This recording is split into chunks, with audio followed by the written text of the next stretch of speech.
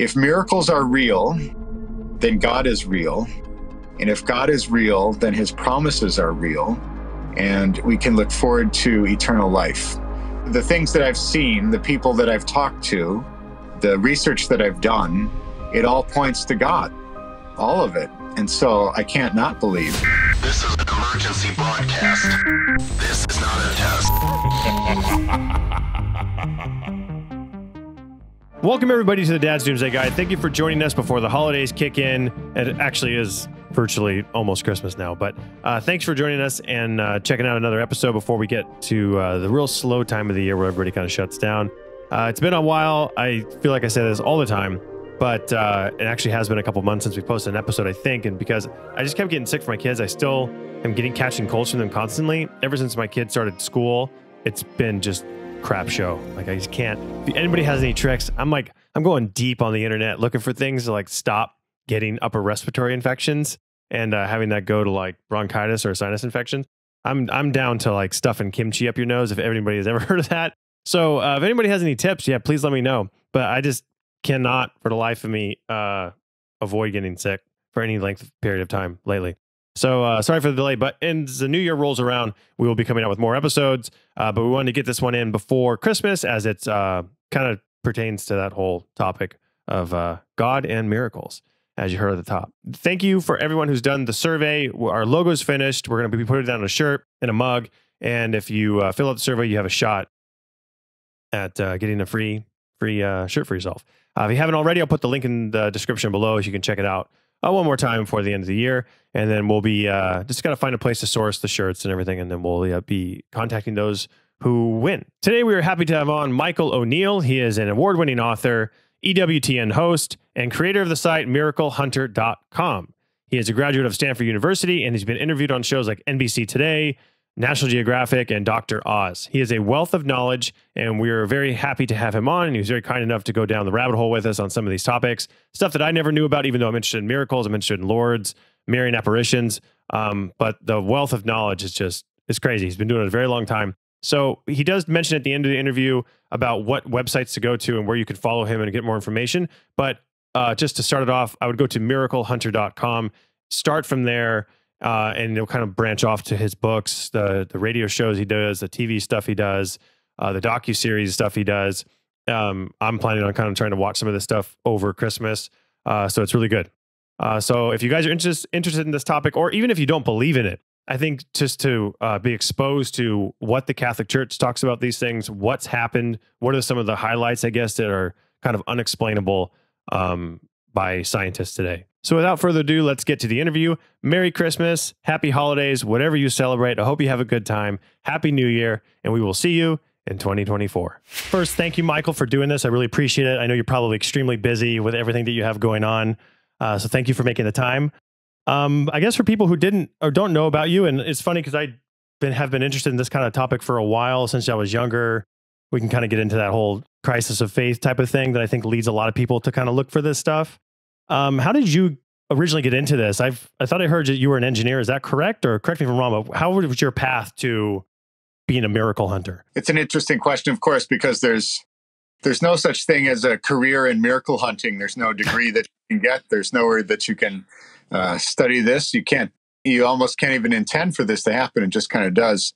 And I think, growing up, I grew up Catholic, and my family had a kind of an interest in miracles growing up. So I heard from my mother a lot of these stories of Our Lady of Guadalupe, for example, the miraculous image emblazoned on the tomb of St. Juan Diego, and in the apparitions of Mary. And I don't know, I grew up hearing that story over and over. It was important to my mother, and I heard that story a lot. And I think by the time I grew up, when I went to college at Stanford, I'm Catholic, but I'm kind of curious, is this stuff real? Are these miracles real?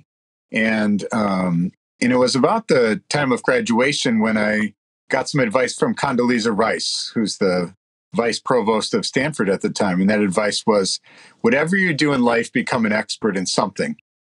And, I thought that was incredible advice. She talked about how she was an expert in 1 year of Czechoslovakian military history.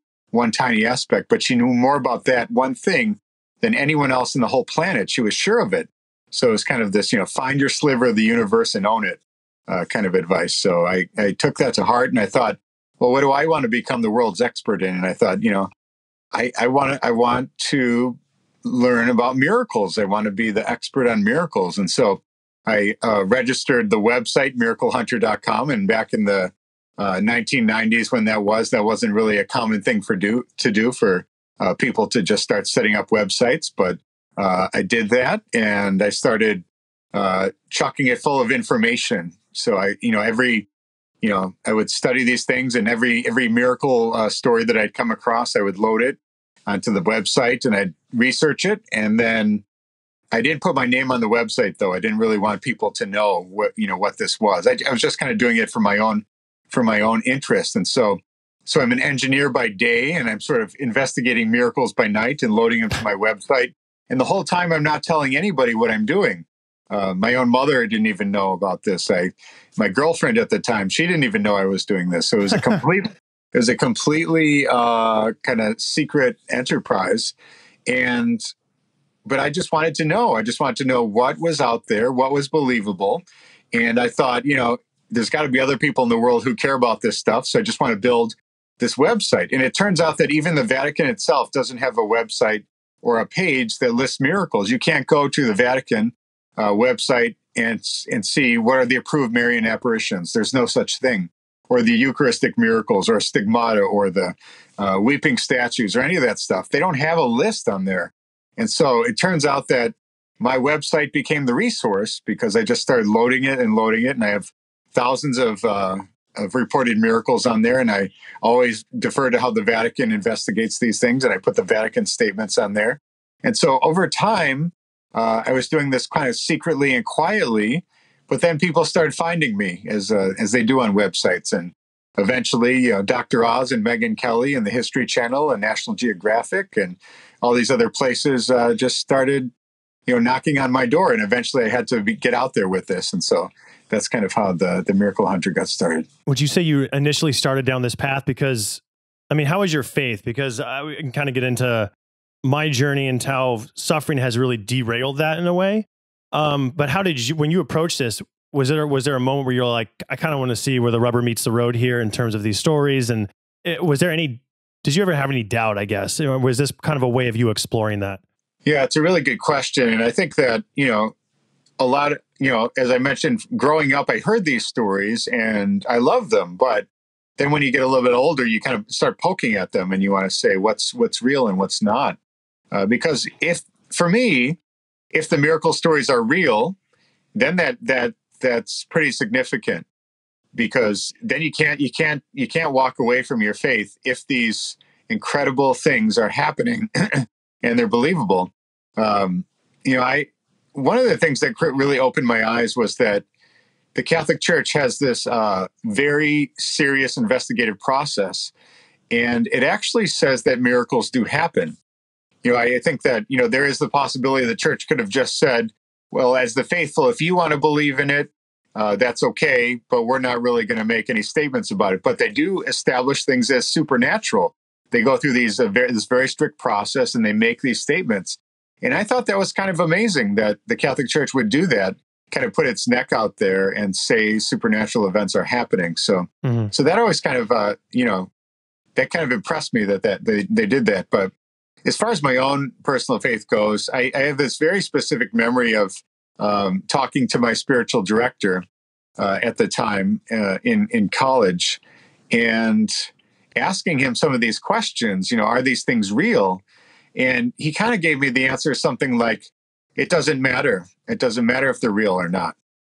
And I thought, well, it matters to my faith if they're real or not real, and I need to know. Yeah. And it was, as much as I like to give Condoleezza Rice the credit for setting me off this path, my spiritual director's answer that it doesn't matter kind of left a bad taste in my mouth. And that made me want to prove to myself and to the world, what things are really worthy of belief. Well, I guess for the Catholic Church, when they go in to investigate these miracles, what is their process? Because I know it's similar to, we've talked to Catholic exorcists who go into demonic possession, and they'll go through the doctors people see and all the different things that they go through to check all the boxes because they don't want to be the laughing stock, right? Another mark of, oh, the Catholic Church, they believe in this.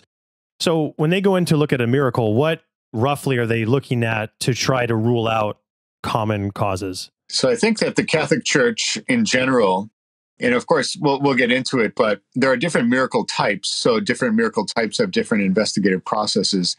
But in general, you might say the Church is always looking to rule out the supernatural cause. They're always looking to establish the natural cause. It's not only, it's easier when that happens, because I think that, it's very rare when, there's, the miracle of the sun happening and 70,000 people at the COVID area in 1917 at Fatima are coming out to see this miracle. It's very rare when it's like that. Mm-hmm. More likely, it's somebody who's got some sort of a mental disorder who's claiming something, or something. A weeping statue is really a statue with a leaky pipe behind it. That's really the more typical thing. And I think the Church always wants to, where there is a natural cause, to point that out rather quickly and get people back to a normal practice of the faith. I think it's always kind of, we talk about these exciting, moments in history, Guadalupe, Lourdes, Fatima. Well, I think that a local bishop, for example, one of the worst things that could ever happen in his diocese, that someone starts claiming a vision of the Virgin Mary. Yeah. That's not something they're excited about ever.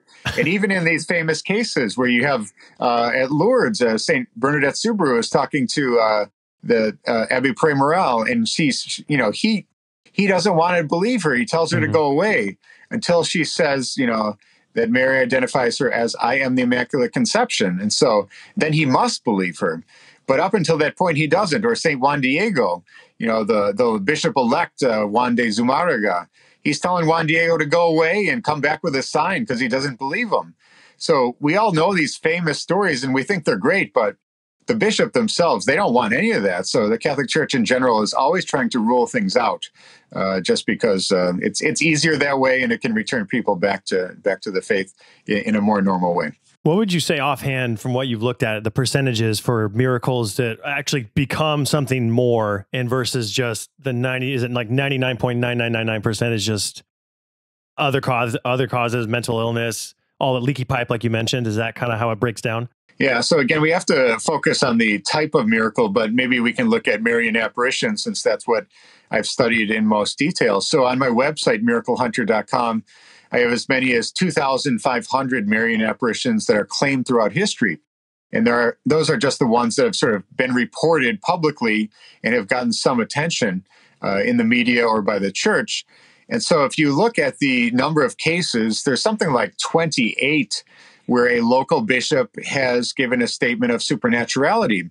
There's more where they give statements where they say it's, that's nothing against faith and morals. It's perhaps under investigation. But the ones that get the full approval, like Fatima, there's only 28 out of 2,500. So you can do the math on that. It's a pretty microscopic puzzle piece of that puzzle. I was always when I was curious when I was reading about you and kind of like looking at some of the interviews you've done and stuff. I became more and more curious about what you believe personally. And I don't know how much you're comfortable diving into that. But when you look at these supernatural cases, when you look at things like possession on the one hand, and then you look at miracles on the other hand, and you see such low numbers that they have, the low percentages that these things actually happen. And when my dad was sick and dying, I mean, he would just pray. He was a very religious guy. Pray, the rosary and everything else. He actually petitioned to be taken to Lourdes because we had a godfather who was taken there when he was sick, and he ended up living a long life after that after a disease. But obviously in my father's case, the miracle never came. So it was just like, he was still strong with his faith to the end, but then that leaves kind of the remnants to us afterward with like, well, why didn't we get the miracle, and that selfish kind of. So when you look at the numbers and you look at how small they are, and you look at all the faithful people throughout the world praying and looking for these type of things, what is your take on the minimal amount, kind of the such a light touch that seems to be present when you get into these supernatural things? Yeah, I think it's just interesting, and it's a great question, and I think that it's a question that comes up all the time. Why did somebody else get the miracle, but I didn't? Or why are there so few miracles out there? And I think that the concept of the word of miracle is rarity is built into it. I think that It's a supernatural event worked for the good by God, but it's always a rare event. And when we talk about why miracles happen for some people but not everybody, I think that it's important to remember that God is not a tool that we can just press the button and the miracle comes out when we ask for it. It doesn't quite work that way. And I know we all in those moments, and I know you went through that yourself, and I'm sorry to hear of your father, but everybody wants these miracles, but they are truly rare. They are just that light touch of God letting us know that he's there as a loving father, but we all wish there were more miracles, don't we? Yeah. Yeah. And it's, I don't know. I mean, you hear so many things. I've talking to people with near-death experiences and a lot of different things where they come back and, they have a different perspective of life and the purpose of life. And it's not right. The satisfaction, the gratification of here and now, but it's like going back afterward and all the life lessons and whatever else. And it's very hard for us to view it in that context when something like that is happening in front of our face. Now, when you list the types of miracles, I was going through them, but could you kind of go over the separate, categories that they have for these? Sure. So when we talk about miracle types, and I list this out in my book, Science and the Miraculous, which is my latest book, there are all sorts of miracles out there. We can even call the miracle of the sun its own kind of miracle. But if you talk about the biggest miracle types that are investigated by the church, we can talk about apparitions, typically of the Virgin Mary. We can talk about stigmata, the people who bear the wounds of Christ. We can talk about weeping statues and icons. We can also talk about healing miracles like those at Lourdes or used in canonization causes. And we can talk about Eucharistic miracles, those cases where true flesh and true blood is made manifest visibly on a consecrated host. And so we just have a very small number of types, and incorruptible saints, I guess you might throw that in there as the final type that the church will investigate in some way. And there's all kinds of other miracle things that pop up. But for me, those are the major categories that the church looks at. Why does it only those that they kind of look at? Is that just the majority that have been confirmed tend to fall under those? Yeah, I think just the sheer numbers fall into those categories. I think there's, for example, there's something like a thorn in Rome that bleeds on certain Good Fridays when it corresponds to another feast day. I can't remember how it works, but every however many 100 years, this thorn in Rome supposedly bleeds. So there are strange things like that out there that I don't know what to make of them. You might say the Shroud of Turin is a miraculous image. I'm not sure, but there are things that are out there, but the numbers fall into those categories that I listed. And do you investigate any of those ones, or do you try to stick to what the church has looked at and it's kind of worthy of you, I guess, of your time, or will you go off and try to look at things that they haven't necessarily looked at? Yeah, the idea of being a miracle hunter is a fun one, isn't it? Getting the red phone on your desk, it rings and you race out and you investigate the miracle before the Vatican gets there. The fact is that yes, there are cases that I've looked into. However, miracles are so truly rare, and I do on my through my website miraclehunter.com, I get so many people around the world contacting me. It's really a true blessing. Like the Eucharistic miracle that was claimed in Thomaston just earlier this year and was reported in the Washington Post, and I was interviewed for that story. I heard about that story the day it happened.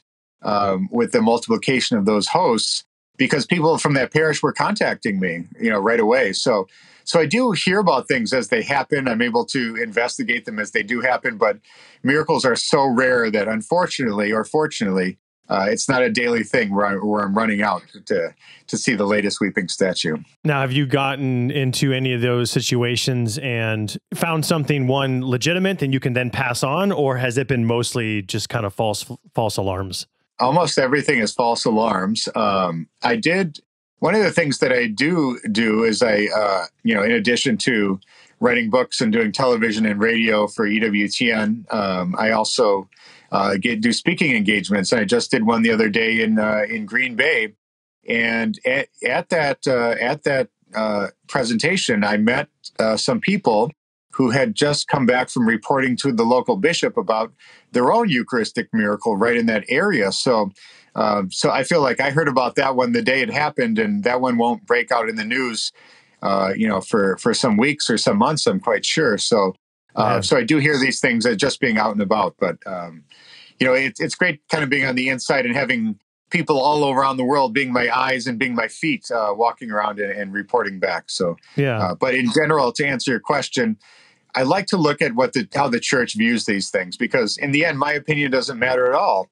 A lot of people might say, well, what do you think about Medjugorje or any other thing? And I may or may not have an opinion on these things, but it really matters what the church says. And that's what I try to lay all those things out on my website, miraclehunter.com. Yeah. Yeah. I was looking at that and starting to read. I was starting to get lost in all the information. You can just keep going and going and going. There's so much there. It's so rich.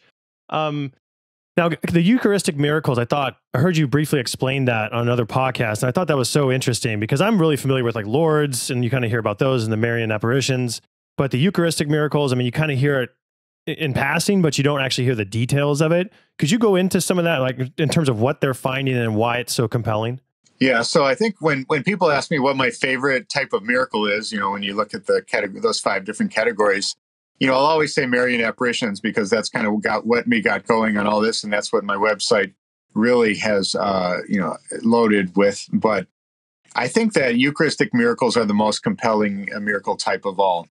We talk about things like Marian Apparitions. We're still relying on the testimony of a good witness, who's claiming these things. They do these EEG tests, and where they might try to do a brain scan, something like that, to sense if something's happened to a visionary. That happens occasionally, but in general, they don't really have that scientific data. And then you look at a weeping statue and you might say, well, why is it weeping in the first place? We don't even know. There are rarely messages associated with them. Or stigmata, we might say, what does that mean? Especially when some saints have stigmata in their palms, some in their wrists, some in their forehead, some in their back, some in their side, some in their feet. Why, such variety, it's so hard to make anything of it. You talk about any of these other miracle types, even the healing miracles at Lourdes, we have 70 approved and 7,000 considered out of millions of people who go there. So it's, the numbers are just tricky to actually decipher. And finding meaning in those things is always hard. But with Eucharistic miracles, I think it's so compelling because we have science that can validate what's going on, and we see true flesh and true blood made manifest on those hosts. So it's pretty amazing. So are they going in there with like analysis tools and seeing actual samples they can remove and they can test it, and so it's objectively true that they could show whether it's a skeptic or not, they're accepting of this inside the host? Yeah. So this is what's amazing. And I'm really excited to be working on a brand new project with EWTN. I'm working on a Eucharistic Miracles mini-series, which will air in July of next year. Oh, cool. For the end, to match up to the end of the Eucharistic revival. And so I've been traveling the world, going to Poland, to Legnica and Sokolka, the 2 places there, to Tixla in Mexico, to Buenos Aires in Argentina, and also to go to Lanciano in Italy. I've traveled to all those places, gotten footage of that, interviewed the experts, interviewed the witnesses where possible. And we're going to present that all in a mini-series, all the data that you're asking about. So I'm pretty excited about that. And so to get into the specifics, which I think are pretty interesting, is that it's always cardiac muscle that's found, always. We can talk about the symbolism there, perhaps, but the fact that you have this congruity between those samples. It's the same blood group in all the samples, which is AB. And that dates to Lanciano, which is from the 700s AD. And then all the way to modern times to Sokolka and Legnica, the most recent ones. And if you look at these ancient ones, this is before, the concept of blood type even existed. So you might say there's a selection bias between these, but, these very old cases, nobody knew anything about blood type, and yet they're all AB. And the Shroud of Turin has blood on it, and that blood is blood group AB also. And we might say, is this the most common blood type? No, it's not. It's very rare, except amongst Middle Eastern men. So I think that's fascinating. Perhaps my favorite part of all of this is the microscopic level. So if you look at the 2006 case from Tixla in Mexico, on a microscopic level, they have complete integration between the flesh and the bread. They can't tell where one starts and one stops. And so it's a completely unreproducible situation.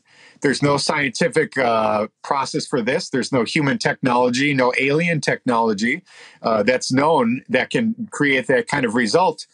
And it comes from the inside of the host, not the outside. You might say, could somebody just perpetrate a hoax knowing it's supposed to be blood type AB? Could they get some blood, sneak into the tabernacle and wipe it on the host and disappear? And then they find it and they say, oh, look at this blood on this host. The blood is effusing from the inside of the host, not the outside. So it's pretty amazing. That is incredible.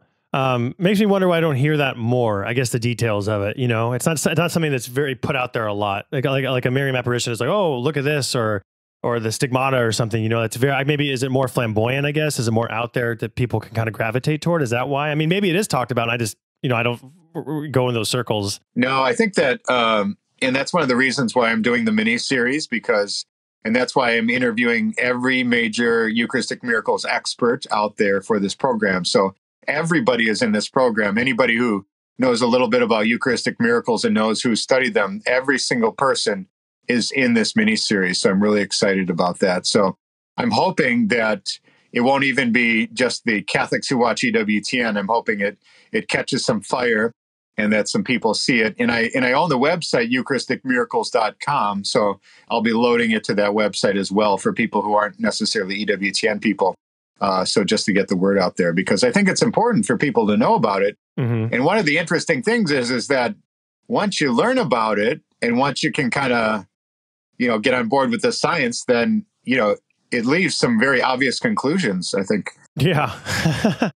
Now, when that's initially seen, is there some kind of how do they know to look at the host like that? Is there blood that's visible? Like, how are they knowing to even look at it in the first place? So there's usually a discoloration in the host, and they want to rule out that it's not red bread mold.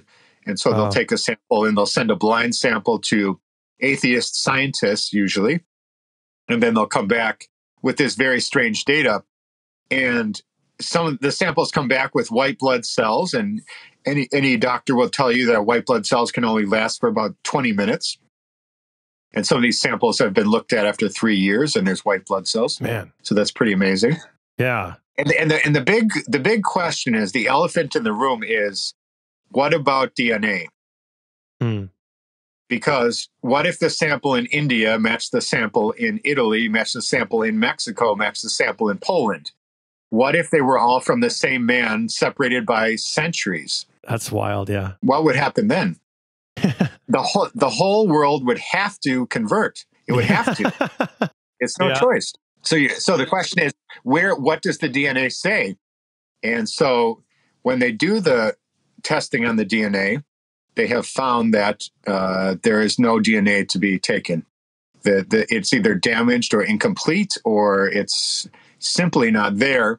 They've never been able to extract DNA from a Eucharistic miracle sample, even the modern ones. So it's pretty amazing. Yeah. So you would think that, one, that's interesting because it's, the Son of God. So maybe there wouldn't be any DNA to be found. But then also, if somebody was falsely injecting something or pouring something on there or taking samples from, someone who is deceased, I mean, you would find DNA, I would imagine, or no? How does that work? Do you have you answered? Are you gotten that question answered?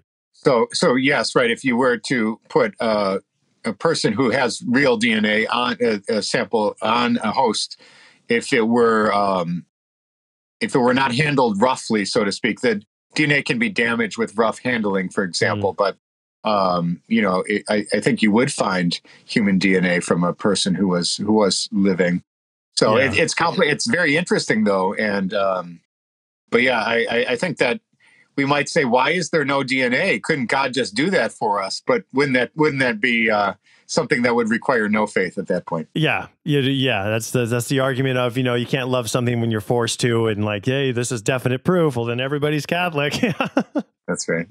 Now, when you look at miracles across the world, do you see it concentrated in certain areas among certain people, amongst the faithful, not the faithful? Are there any trends that you've seen through all your research that would point to a particular geographical location or anything like that where miracles are more common? Yeah, and I would refer people to the 2015, December 2015 National Geographic issue, which is entitled "The Most Powerful Woman in the World."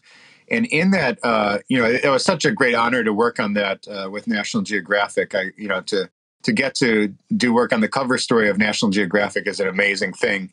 And if you open up the magazine, the map in the middle is all based on the data from my website. So you can find that magazine online, you can find that map online, and you can see with all those 2,500 Marian apparitions in history, you can see where they're concentrated.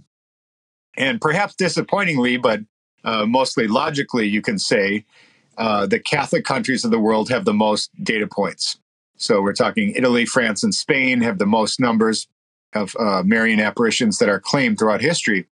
And, I think that, you talk about the phenomenon of pareidolia, for example. That's where our brain sees patterns and sees recognizable images based on our predisposition. So a fan of Walt Disney might look at the clouds and they might see Mickey Mouse, whereas a Roman Catholic looks up in the clouds and they see the Virgin Mary, because our mind is predisposed to those things. So we might see a little bit of that with these things happening in Europe, and all the vast majority of Eucharistic miracles, weeping statues, stigmata cases, all these things, Marian apparitions, are all centered in Europe, all these Catholic countries. But you might say that despite these people being predisposed to it or having that in their consciousness, they also know what they're experiencing. Perhaps a person in Africa or Asia who were to experience a vision of the Virgin Mary,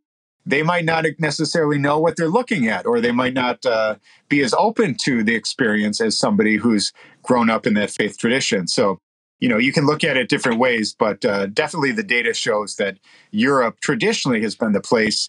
And then since the 1900s, for example, the data has shifted to the rest of the world. Yeah. And now I think I heard you say that for the Marian apparitions, she doesn't appear the same in each one. She's like different or appears different. I guess, what do you draw from that? Like, what would be because it opens up so many interesting questions, but kind of when you've looked at these things, like, what do you take away from those differences and how those things, is it maybe our perception? Because like, there's an argument, and I've talked to people who necessarily aren't religious, but they investigate consciousness and they believe like all things are conscious, and that what we perceive isn't, it's just based on survival, like what we have to eat, what we have to drink. It's like survival sensory things that we've evolved over time. But what reality really is, right, when somebody has an NDE, it's completely different, ultra real, and they describe it, or try to describe it in so many different ways. So when these people see these things, is it kind of like our baggage, maybe where we live, what people look like, or is there something else there that you've noticed? Yeah, and I think an interesting point there is that we might argue that people are bringing their own perceptions to these experiences, these visions of Mary, and therefore they're projecting on this claimed vision what they already have with them. But of course, most cases of Marian apparitions deal with multiple people. And, the children of Fatima is a very common example, where you have multiple people claiming the exact same thing, and their testimony corroborates. So that's pretty fascinating. So why do we see Mary looking different in different places? And technically, why does she speak in a different language in different places? And why does she dress differently in different places? And the way that I seem to understand, of course, Mary should appear as a Jewish girl, right? I mean, that would be the thing that we might expect, with these Marian apparitions, but she doesn't. And so Mary appears, we might say that Mary as a mother is coming to us in the way that we can best receive her. And so, in Kibeho, Rwanda in 1981 and beyond, you have those visions of Mary, and she's African. And then you have Guadalupe in Mexico, where she's a mestiza for Juan Diego. And then you go anywhere else in Europe, and she looks differently. And in our Champion, Wisconsin, the only approved case in the United States in 1859, she has blonde hair, for example, appearing to a Belgian farm worker. So Mary, I think she makes herself appear, speaks the language of the local dialect, addresses the children, wears the clothes of those people in a way that makes the people most comfortable and able to receive her. I mean, that makes sense. Do you have a favorite one out of all her appearances? Yeah, unfortunately, when people ask this question, they're hoping for an exotic answer of some sort. But I can name any of the hundreds of ones and give you ones that I like. But Our Lady of Guadalupe will always be my favorite because my mother. Even though we don't have a drop of Mexican blood in our family, my mother in 1950s white America, through a devotion to Our Lady of Guadalupe, that's where she has her faith from. And so that was passed down to me as a boy, too, the story of Our Lady of Guadalupe.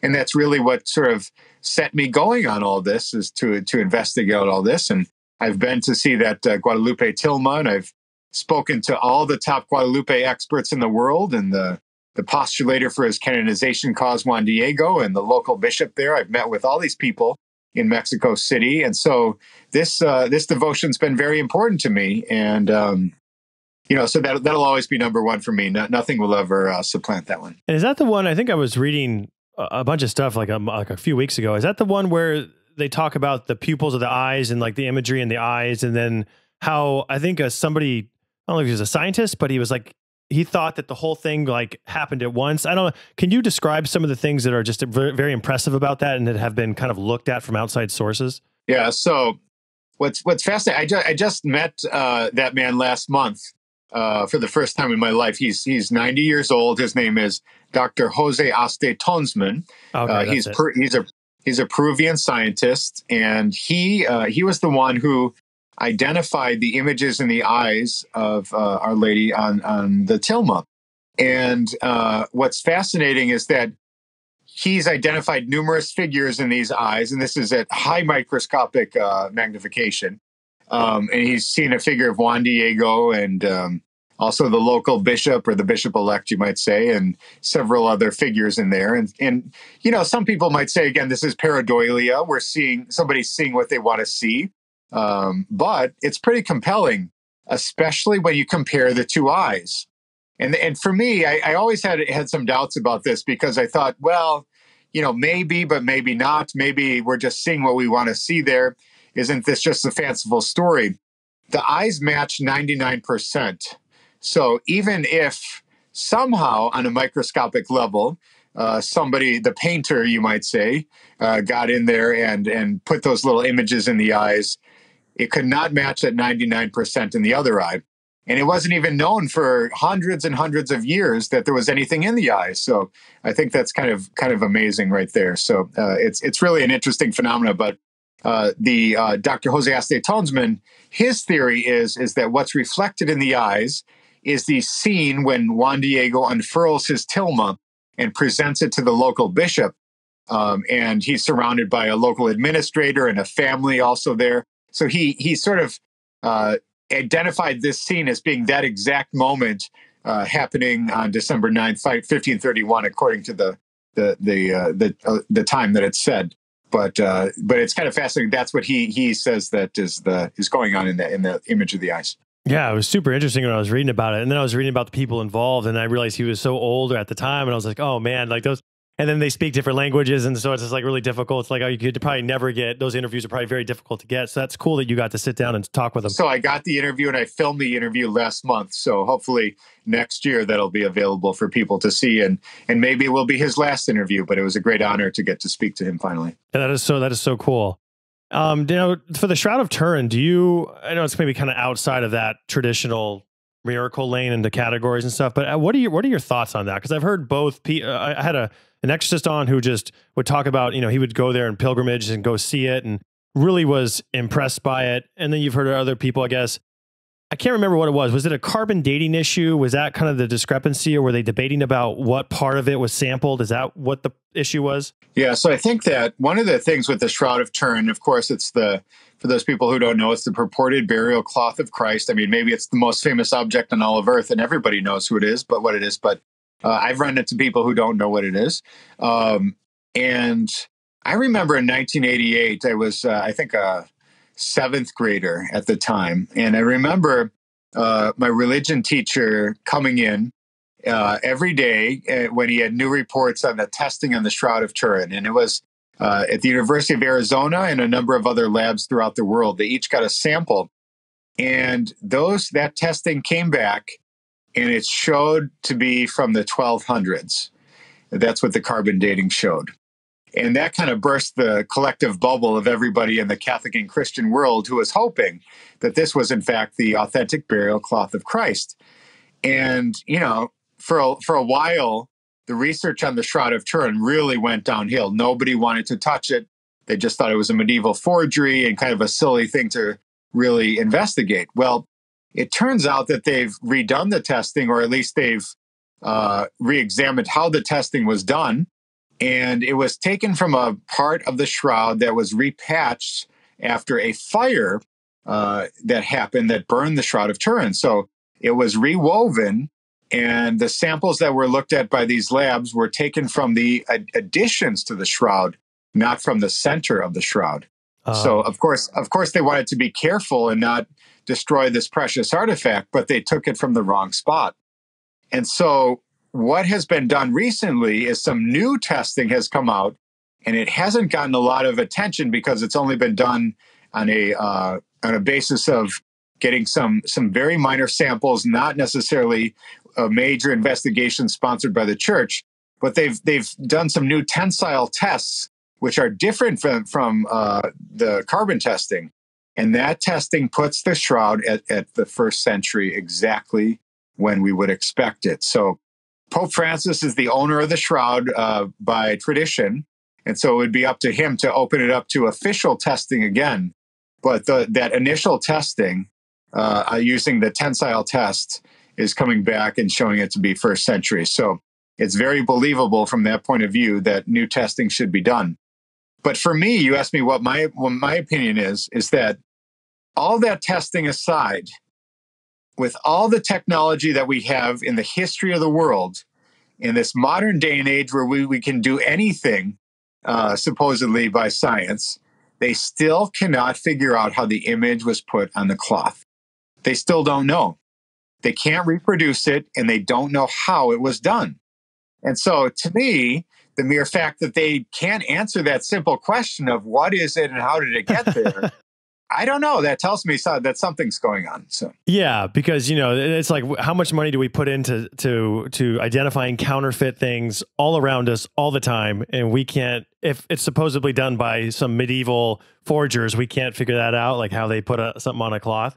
That is fascinating. Now, do you think that they will open it up, whether that's Pope Francis or not? Do you think they'll start doing that testing again?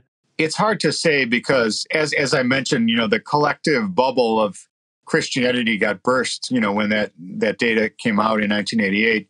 And I think people are still kind of burned by that. Yeah. That was a kind of an embarrassing moment in some ways, that the shroud has been kind of held up as this, great artifact, this great relic, and then it came back as a forgery. And so I think that, people are still smarting from that bad experience.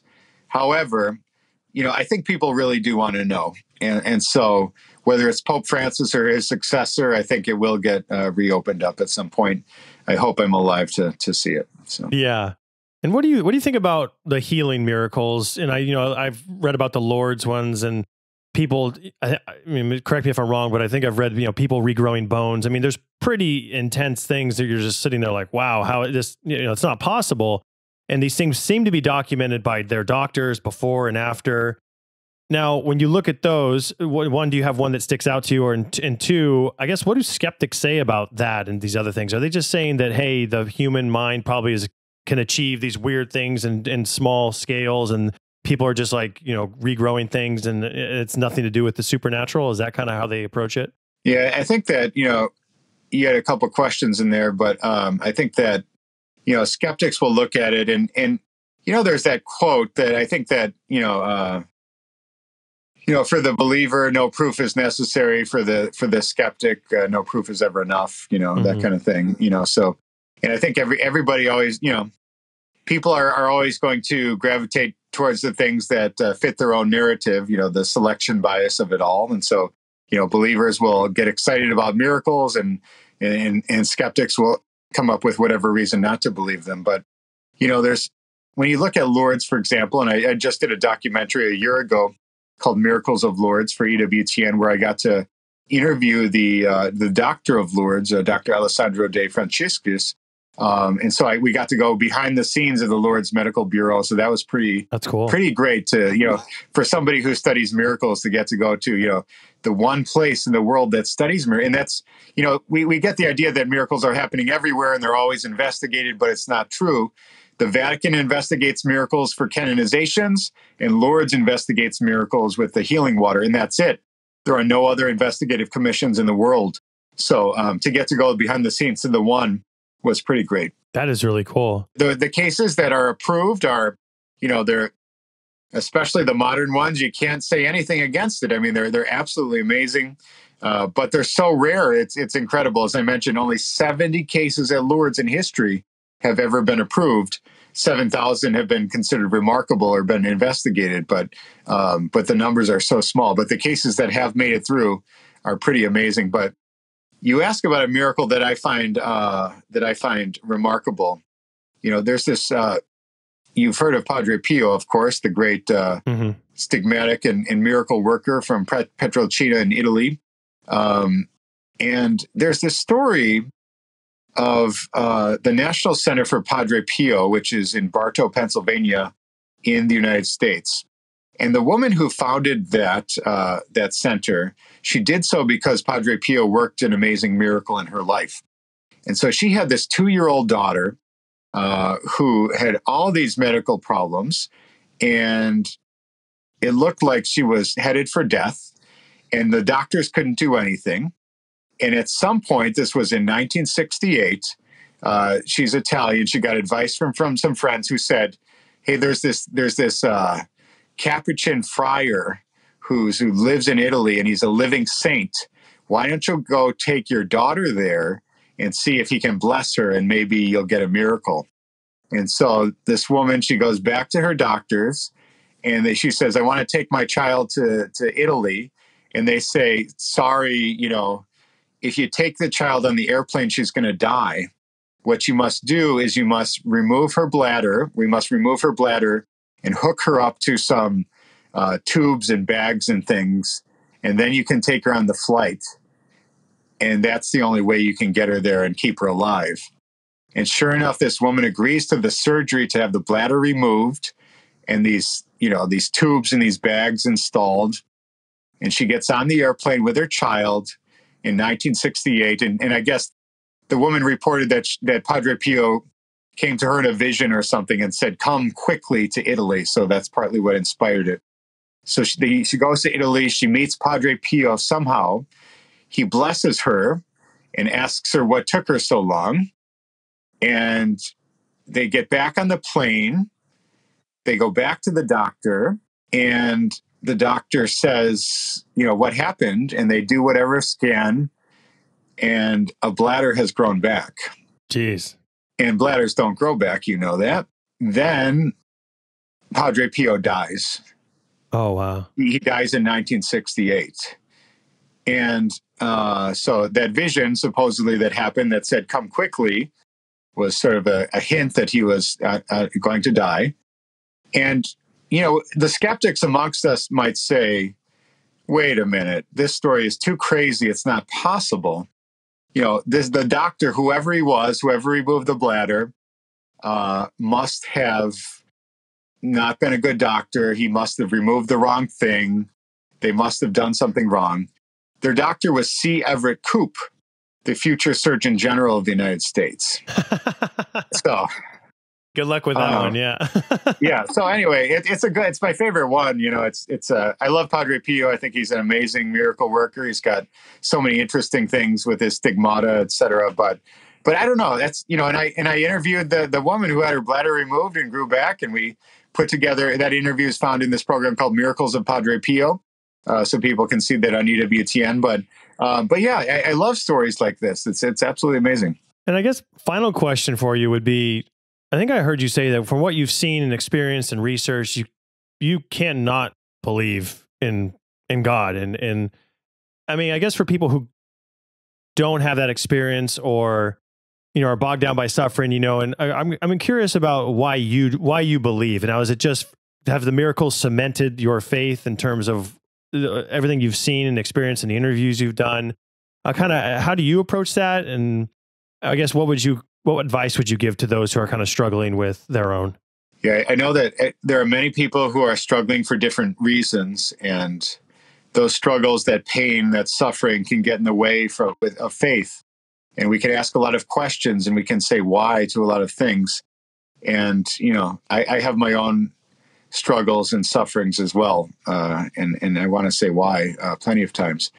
But that doesn't change these supernatural realities. And, I feel so truly blessed that I have a career like this, and maybe there's no other career like it on the planet. And perhaps I chose it, or I've worked so hard at it because it's so important. Because if miracles are real, then God is real. And if God is real, then his promises are real. And we can look forward to eternal life. And that's the game changer. And that puts suffering in context, doesn't it? Mm-hmm. When we have that awaiting us. And so for me, for the things that I've seen, the people that I've talked to, the research that I've done, it all points to God, all of it. And so I can't not believe. And so, maybe the job doesn't pay as much as I'd want it to, but it pays in faith, So I think, I feel very blessed to be doing this. I appreciate that. I'm sure people listening will as well. Now, if people want to learn more about you, your website, I know you mentioned it a couple of times, but could you kind of direct people to where to go as the best place, kind of starting off point to kind of find your books and talks and all the other things you have coming up? Yeah, exactly. So people can go to my website, miraclehunter.com, and that's where all my information about where all the research is. You can go there, see I have stigmata recipients, I have Eucharistic Miracles, I have the Marian Apparitions, the Incorruptibles. They're all on the website, and you can get the books on there as well. People can invite me to speak through that website. And then you can go to my social media as well. I'm on all the social media. My Instagram has 25,000 followers or so, and that's where I do most of my posting these days. So people can find me there. And please tune in to EWTN to see my programs every week on Saturdays at 7 p.m. Eastern Time. And then also They Might Be Saints is my series about future American saints, which airs on Wednesdays. So people can find me there. And EWTN Radio is also Saturdays as well. You can find me there. So, but the website is the jumping off point for all of that. Fantastic. Well, thank you so much. I really do appreciate you taking the time. Thank you so much. Hey everyone, thank you so much for watching. If you enjoyed this video, please hit the subscribe button and give us a thumbs up. Don't forget to follow us on Twitter and our other social media platforms to stay updated with our latest content and join our awesome community. You can find the links right down below in the description, and also feel free to check out these suggested videos popping up right now. We'll see you at the next one. Learn, prepare, survive.